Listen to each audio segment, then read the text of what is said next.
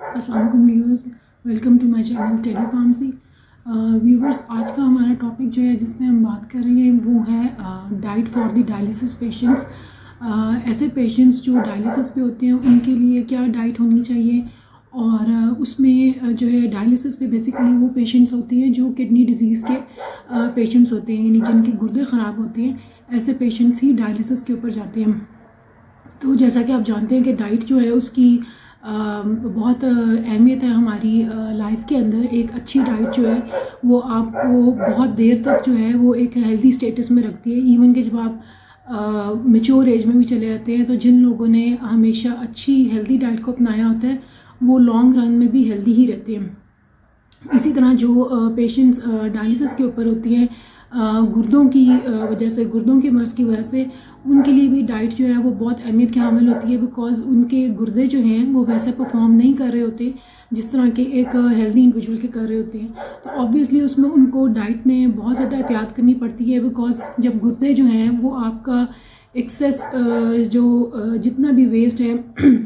ये जो भी न्यूट्रिएंट्स आपकी बॉडी में ज़रूरत से ज़ायद हैं, जब वो उनको फ़िल्टर आउट नहीं कर पाते तो ऑब्वियसली वो फिर चीज़ आपकी बॉडी में बिल्डअप होती है। और आप देखते हैं कि गुर्दों के मर्ज़ में जो मुब्तला लोग होते हैं अक्सर उनकी जो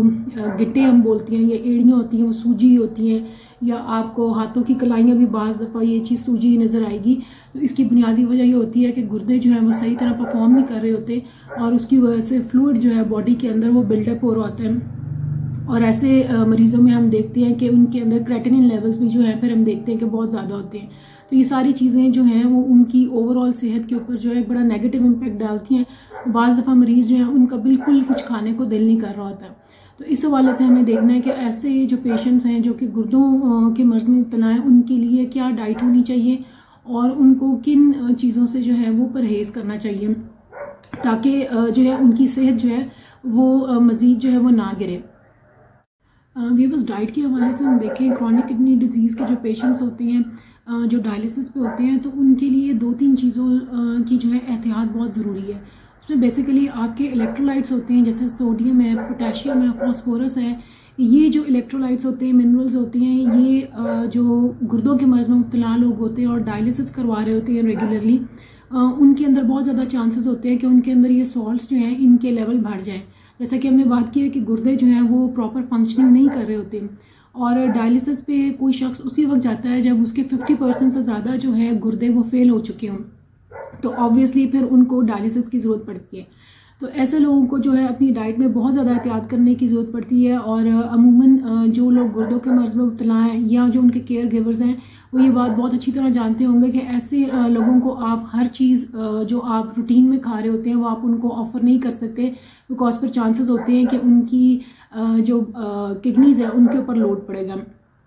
तो इस हवाले से हम सबसे पहले देखते हैं कि सोडियम की अगर हम बात करें कि सोडियम जिसको कि हम आम ज़ुबान में नमक भी कहते हैं, कि ऐसे मरीज़ जो डायलिसिस पे होते हैं उनको नमक के अंदर जो है बहुत ज़्यादा एहतियात करने की ज़रूरत है। इसकी एक वजह यह है कि नमक बुनियादी तौर पे आपको ब्लड प्रेशर भी कॉज करता है, और चूँकि ऐसे लोगों के गुर्दे पहले ही ख़राब होते हैं तो नमक जो है उसकी एक प्रॉपर्टी है कि वो अपने साथ, जहाँ पे भी नमक होता है वो अपने साथ पानी को भी रोक के रखता है। तो जब आपकी जिस्म के अंदर नमक आप ज़्यादा इस्तेमाल करते हैं तो वो ऑटोमेटिकली आपकी बॉडी के अंदर जो है फ्लूइड को भी रिटेन करता है, जिससे कि आप देखते हैं कि इवन के डायबिटीज़ के भी जो मरीज़ हैं उनके अंदर भी ये चीज़ आपको नज़र आएगी बाज़ दफ़ा स्वेलिंग की, बिकॉज डायबिटीज़ और ब्लड प्रेशर ये दो बहुत कॉमन ऐसी बीमारियां हैं जो कि इवेंचुअली जो है क्रॉनिक किडनी डिजीज़ के अंदर ही रिजल्ट करती हैं। यानी कि ये जिन लोगों का जो लोग ब्लड प्रेशर जिन लोगों का कंट्रोल नहीं रहता है और लंबे अरसे तक आप देखते हैं कि वो अद्वियात लेने के बावजूद उनका ब्लड प्रेशर कंट्रोल नहीं है, या इसी तरह शुगर में भी उनके यही मामलात हैं, तो फिर इवेंचुअली उनकी किडनीज़ जो हैं वो डैमेज होती हैं।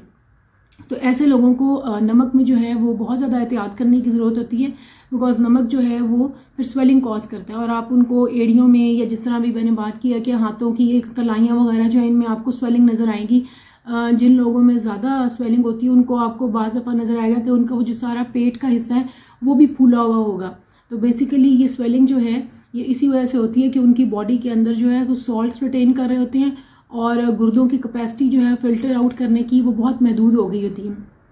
अब इस हवाले से हम देखते हैं कि रूटीन में जो ऐसे लोग हैं जो डायलिसिस के ऊपर हैं, और जो पेशेंट्स डायलिसिस पे होते हैं वो बहुत अच्छी तरह जानते हैं कि वो तकरीबन हफ्ते में उनको 2 से 3 मरतबा डायलिसिस करवाने की ज़रूरत होती है। तो उस लिहाज से उनको ये चीज़ एहतियात करनी चाहिए कि वो अपने खाने में नमक का जो इस्तेमाल है वो मिनिमम करें, और 2 ग्राम से ज़्यादा जो है उनको नमक जो है वो इस्तेमाल नहीं करना चाहिए। बाहर के मुल्कों में तो कैन फूड्स और प्रोसेस फूड्स का बहुत ज़्यादा रुझान है, इसलिए वहाँ पे तो इसी चीज़ को वो एजुकेट करते हैं अपने पेशेंट्स में कि आप प्रोसेस फूड्स जो है उनका इस्तेमाल कम से कम करें। लेकिन चूंकि हमारे यहाँ पे ज़्यादातर फ्रेश फूड बनता है, ताज़ा खाना बनता है, तो ऐसे लोग जो डायलिसिस के ऊपर हैं उनके लिए आप इस चीज़ की एहतियात करें कि कम से कम जो है वो नमक का इस्तेमाल करें। इसके अलावा दूसरी चीज़ जो हम देखते हैं वो है पोटेशियम के लिहाज से। इसी तरह व्यूवर्स, पोटेशियम के हवाले से ये जानना ज़रूरी है कि पोटेशियम जो है वैसे तो हमारी नर्व्स के लिए और मसल्स के लिए बहुत इम्पॉर्टेंट है, लेकिन जिस तरह हमने कहा कि डायलिसिस पेशेंट्स जो हैं उनके लिए पोटेशियम लेवल्स जो हैं अगर वो जो नॉर्मल एक रेंज है उससे ज़्यादा हो जाए तो उनके लिए काफ़ी नुकसानदेह साबित होता है। और इस हवाले से उनको हम रोज़मर्रा डाइट में हम कुछ ऐसी चीज़ें इस्तेमाल कर रहे होती हैं जो कि हमें अंदाज़ा भी नहीं होता कि शायद पोटेशियम में ज़्यादा हो, लेकिन डायलिसिस पेशेंट्स के लिए जो है वो नुकसानदेह साबित हो सकती है। इसमें अगर हम सब्जियों के हवाले से देखें तो कद्दू है, आलू है, शकरकंदी है, पालक है और टमाटर है। टमाटर जो है वो गुर्दों के मर्ज़ के लिए जो है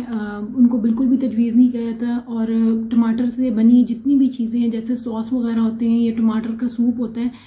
गुर्दों के मर्ज़ जो डायलिसिस के ऊपर होते हैं उनको बिल्कुल इन चीज़ों से जो है वो इज्तनाब करना चाहिए। इसी तरह अगर हम फ्रूट्स में देखें तो फ्रूट्स में जो है ऐसे पेशेंट्स जो डायलिसिस पे हैं उनको केले जो हैं ये बहुत ज़्यादा रिच होते हैं पोटेशियम के अंदर, तो केले जो हैं ऐसे मरीज़ों को जो है वो नहीं दिए जाते। इसके अलावा खजूर जो है ये भी बहुत रिच सोर्स है पोटेशियम का, लेकिन डायलिसिस पेशेंट्स के लिए जो है ये बिल्कुल भी मुनासिब नहीं है।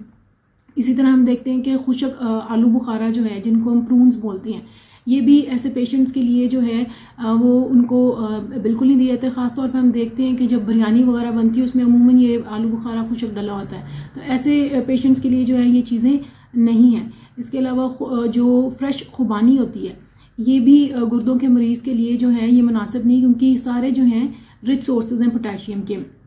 तो इसमें हम देख सकते हैं कि ऐसे, इसके अलावा ऑरेंज जूस जो है आजकल अब सर्दियों का मौसम है, हम देखते हैं कि ऑरेंज जो है उसकी काफ़ी वैरायटी आ जाती है, तो गुर्दों के पेशेंट्स जो हैं उनके लिए ऑरेंज है, केले हैं, खजूरें हैं, खुबानी हैं, ये फल जो हैं ये इन लोगों के लिए नहीं है। इसी तरह सब्जियों में जिस तरह हमने कहा है कि पालक और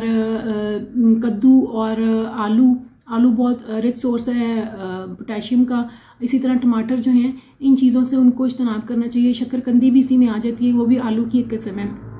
तो हम ये देखते हैं कि ऐसे मरीज़ जब रूटीन में ये चीज़ें इस तरह की हैं कि जो बहुत कॉमनली हमारे घरों में बन रही होती हैं, लेकिन ये चीज़ें जो हैं आप किडनी पेशेंट्स को जो है ये ऑफ़र नहीं कर सकते। उस हवाले से हम देखते हैं कि जो फल पोटेशियम में ज़्यादा रिच नहीं है, ऐसे कौन से फल है जो उनको दे सकते हैं, तो आप सेब दे सकती है उनको, नाशपाती दे सकती है उनको, आड़ू दे सकती हैं उनको, इसी तरह आप उनको आलू बुखारा दे सकती हैं, लीमू जो है वो इस्तेमाल कर सकते हैं, वाटरमेलन जो है, तरबूज जो है वो आप उनको दे सकते हैं, पपीता दे सकते हैं, आम दे सकते हैं। तो सिर्फ केले और खजूरें जो हैं या खुबानी है या ऑरेंज है, ये 3-4 फ्रूट्स ऐसे हैं कि जो उनके लिए मुनासिब नहीं है, बिकॉज ये आपके पोटेशियम लेवल को रेज कर देते हैं। इसी तरह व्यूवर्स हम देखते हैं कि फॉस्फोरस जो है ये भी डायलिसिस के पेशेंट्स जो है ऐसे खाने जिनके अंदर फॉस्फोरस रिच हो उनको अवॉइड करना चाहिए। अब बेसिकली ये जो सारे मिनरल्स हैं, चाहे ये पोटेशियम हो, फॉस्फोरस हो, सोडियम, ये एक ख़ास हद तक तमाम खानों में पाए जाते हैं। तो ऑब्वियसली डायलिसिस पेशेंट्स की जो डाइट होती है वो बहुत लिमिटेड हो जाती है। उसमें हम ये देखते हैं कि बेसिकली जब हम फॉस्फोरस की बात करते हैं, बाज़ औक़ात आपको किडनी पेशेंट्स अगर आप हॉस्पिटल में देखें तो बहुत दफ़ा ऐसे किडनी पेशेंट्स भी आपका उनसे वास्ता पड़ेगा जिनमें फॉस्फोरस लेवल जो है वो बहुत ज़्यादा होते हैं। और बाज़ औक़ात उनको डॉक्टर जो है वो फॉस्फेट बाइंडर्स ख़ास मेडिसिन होती हैं वो भी उनको प्रिस्क्राइब करते हैं कि उनके फॉस्फेट लेवल्स जो हैं वो कम हों। इसकी बुनियादी वजह यह है कि जब फॉस्फोरस आपकी बॉडी में ख़ास हद से ज़्यादा हो जाए तो फिर ये आपकी बोन्स की वीकनिंग का बायस बनता है, आपकी बोन्स को वीक करता है, फिर फ्रैक्चर्स का जो है वो खदशा होता है। तो फॉस्फोरस जो है वो आपने अपनी बॉडी में या डाइट में ऐसी डाइट लेनी है कि जो फॉस्फोरस लेवल्स जो हैं वो बिल्कुल नॉर्मल लेवल लें, या थोड़ा सा अगर कम भी हो जाए तो कोई इतनी आपके लिए नुकसानदेह चीज़ नहीं है। इसमें हम देखते हैं कि अब फॉस्फोरस ज़्यादातर किन चीज़ों में पाया जाता है। अब बेसिकली तो आप जितनी भी पोल्ट्री है, मीट है, ड्राई फ्रूट्स हैं, बीन्स हैं, चने वगैरह या दालें हैं या डेयरी प्रोडक्ट्स हैं, इन सब के अंदर जो है फॉस्फोरस पाया जाता है। तो अमूमन हम ये देखते हैं कि हम अपनी डाइट को जो है वो इस तरह, आपका जो डाइटिशियन है या आपका नॉलेज है वो इस तरह डिज़ाइन करेगा कि आपने ये चीज़ें खानी तो हैं ऑब्वियसली, लेकिन आप इनका पोर्शन साइज़ जो है वो कंट्रोल कर लेते हैं। इसमें यह कि चावल जो है बुनियादी तौर पे ये फॉस्फोरस इनके अंदर चावलों में ज़्यादा नहीं होता, तो जो डायलिसिस के पेशेंट्स हैं वो चावलों का इस्तेमाल कर सकते हैं। लेकिन हम ये देखते हैं कि बाज़ औक़ात ऐसे मरीज़ जो